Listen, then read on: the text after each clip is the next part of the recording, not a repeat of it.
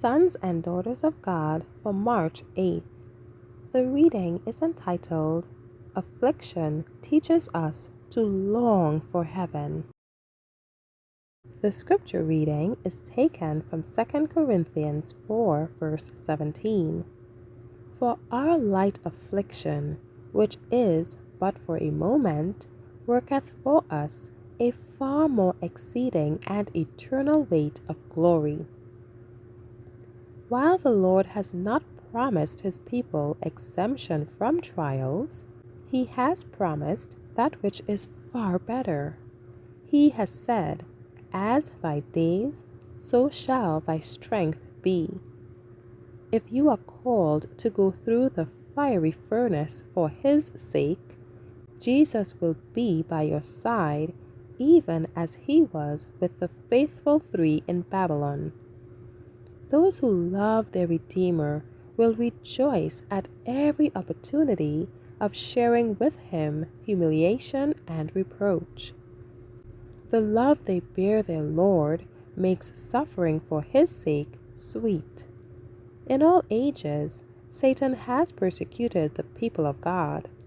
He has tortured them and put them to death. But in dying, they became conquerors.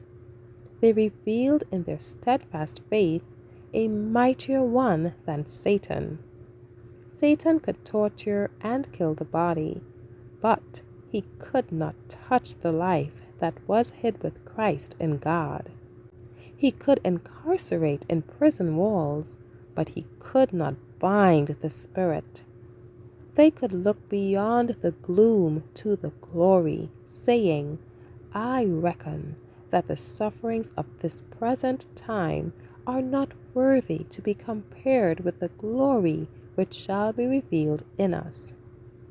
The Church of God, hated and persecuted by the world, are educated and disciplined in the school of Christ. They walk in narrow paths on earth. They are purified in the furnace of affliction. They follow Christ through sore conflicts. They endure self-denial and experience bitter disappointments. But their painful experience teaches them the guilt and woe of sin, and they look upon it with abhorrence. Being partakers of Christ's sufferings, they are destined to be partakers of his glory. In holy vision, the prophet saw the triumph of the people of God. He says, I saw as it were a sea of glass mingled with fire, and they that had gotten the victory stand on the sea of glass, having the harps of God. And they sing the song of Moses, the servant of God, and the song of the Lamb. Thank you for listening.